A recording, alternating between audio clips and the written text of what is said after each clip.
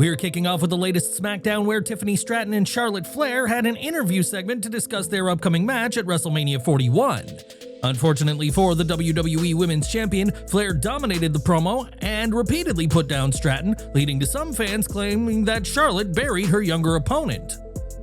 Some even claimed that the two-time Women's Royal Rumble winner went off script against Tiffany, and while that's not been confirmed, we now know much more about this segment. Fightful Select reports that Flair handled business in the segment with Stratton, with some behind the scenes feeling that Stratton had been put into a sink-or-swim situation.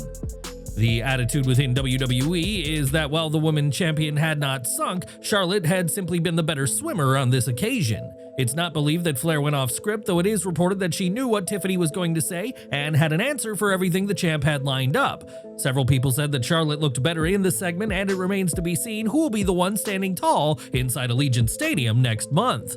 But what did you think of this segment? Did it hurt Stratton, or was it a lesson that Tiffany needs to up her game against Charlotte? Let us know down in the comments. For years, Hulk Hogan's name was synonymous with WrestleMania, but in 2025, his role with the Showcase of the Immortals is proving complicated, to say the least. A VIP package to attend WrestleMania 41 that included a meet and greet with the Hulkster was listed by On Location for $9,500, but that was recently reduced to $6,950. Though no reason was given, many believe that Hogan's public image and the controversy surrounding him led WWE to slash the price, but now there's been another major change. This past weekend, WWE removed the package entirely, and if somebody clicks on the link, they were led to an error message reading, "Oops, looks like we had a false start." To make matters even more confusing, the package has since been re-added to the site, where it is still at the $6,950 price. Hogan is far from the beloved babyface he was in the 1980s, and after another mix-up for the Hulkster, it remains to be seen if WWE ever bring him back to the company's programming. Last week on Raw, Corey Graves joined Michael Cole behind the commentary table, filling in for Pat McAfee at the show in Brussels, Belgium. Graves' role on the show certainly raised eyebrows, especially following his comments about being moved to NXT earlier this year, and now we have an update about the commentator. When asked about Graves during a Fightful Select Q&A session, Sean Ross Sapp said that Graves will serve as the go-to slide-him-in guy when WWE needs a replacement in commentary.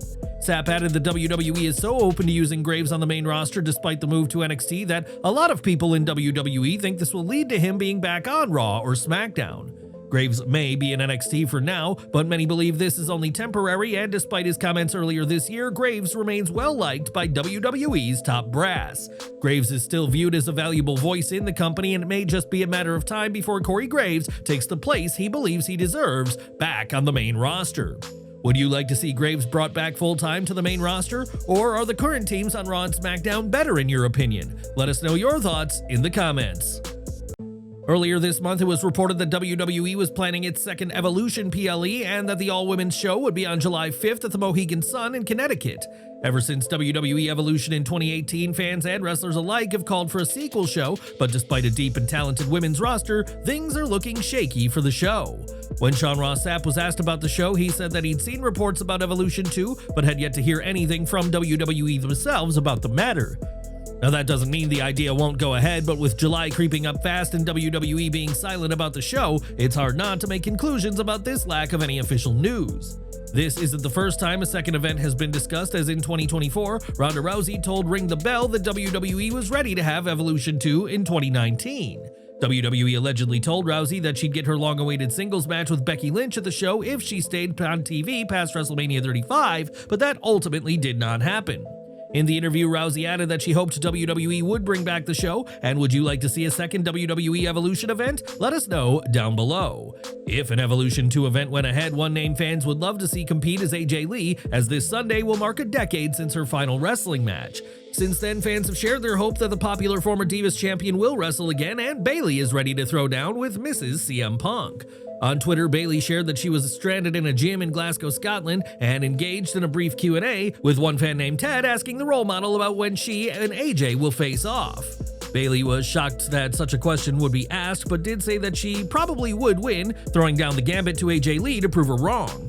The connection between Bayley and AJ goes deeper than both being popular female stars, as in her final match to date, AJ donned an "I'm a Hugger" shirt in a nod to Bayley. Last month, it was reported by Fightful that AJ Lee knows she can come back whenever she chooses, but for the time being, it's unclear when, if ever, that'll happen. AJ Lee remains one of the most beloved female stars of all time, and will Bayley prove that she'd win, or will AJ show her dominance in a return match? Only time will tell.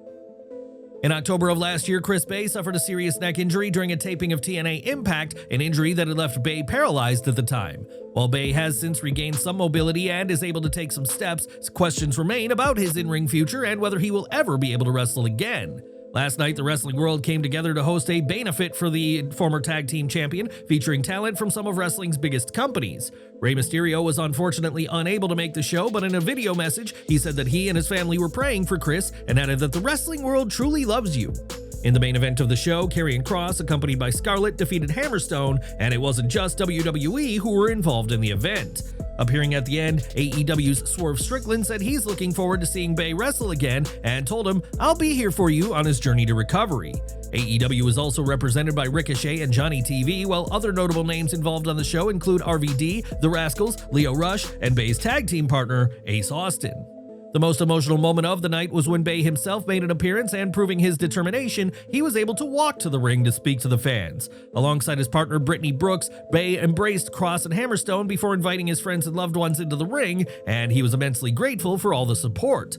Bay's future in wrestling may remain in question, but there's no doubt the wrestling world loves Chris, and we would like to send our support to the TNA star and wish him a full recovery.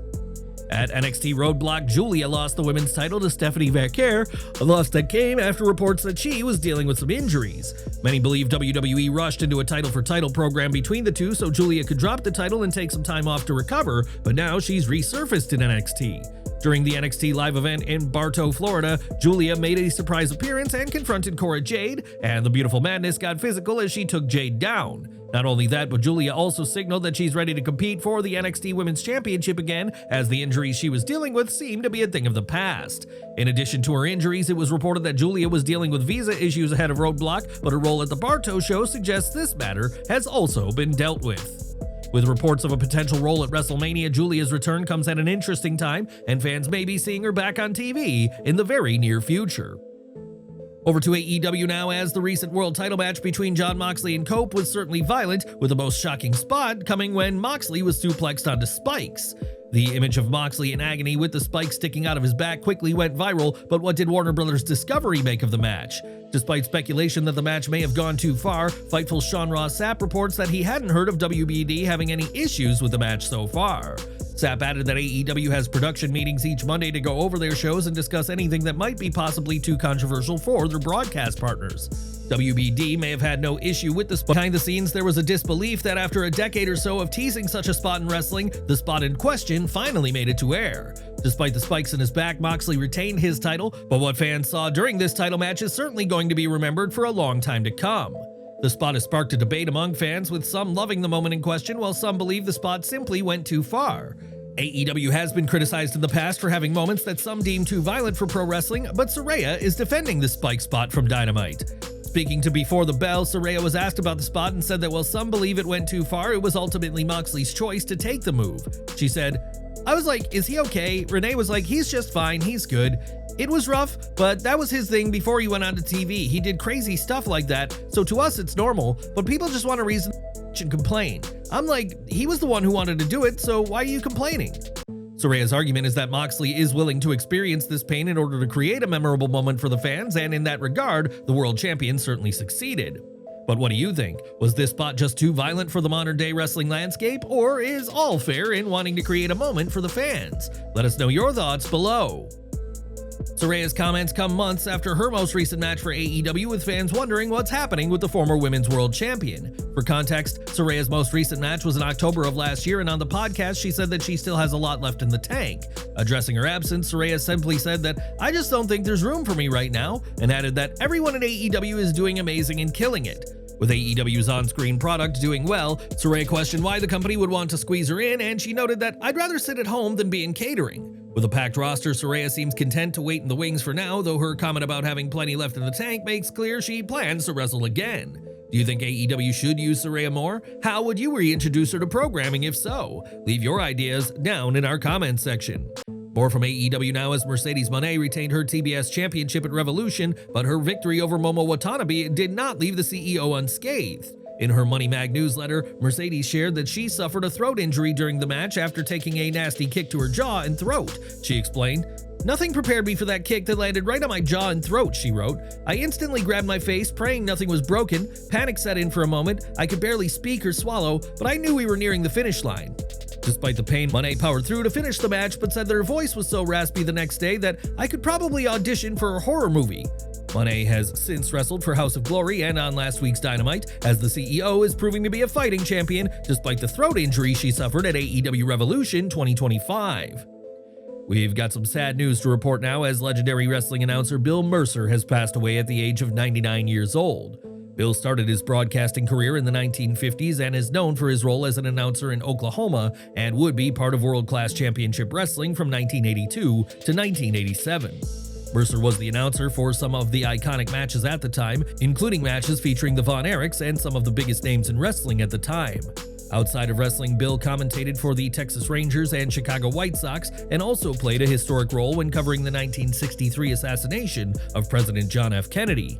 Mercer was the one to break the news that Lee Harvey Oswald had been charged with killing JFK, and he was the one to inform Oswald that he had been charged. Mercer's passing marks the death of a true unsung icon of the wrestling business, and our thoughts are with his family, friends, and loved ones at this sad time.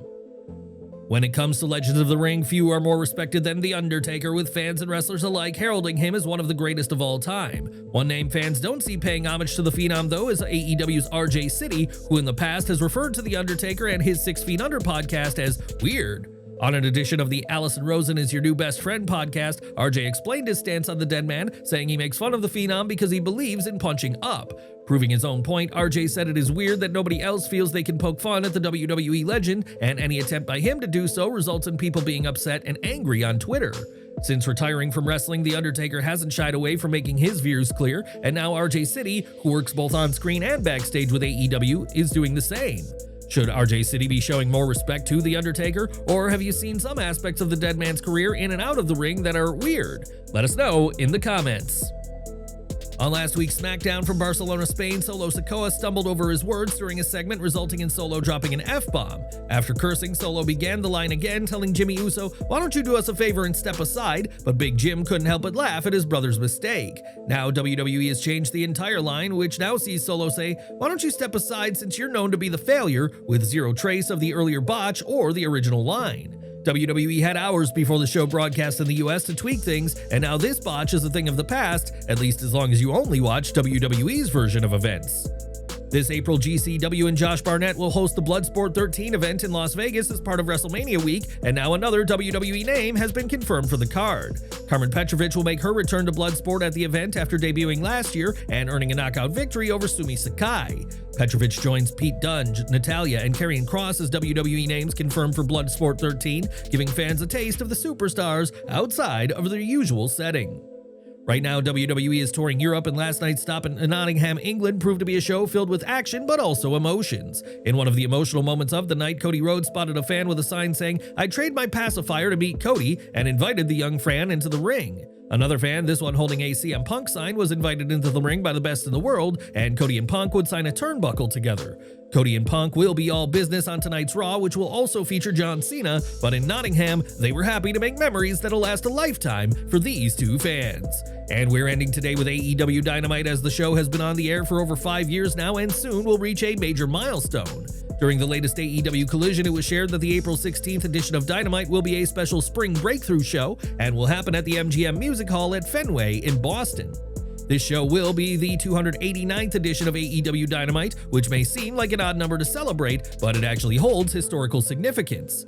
After all, WCW Monday Nitro lasted for 288 episodes, and Spring Breakthrough will mark the moment Dynamite becomes the longest-running weekly wrestling show on the Turner Networks. Dynamite and Nitro have often been compared, given that both proved to be the biggest competition to WWE TV, and we'll have to see what Tony Khan has in store for the historic show.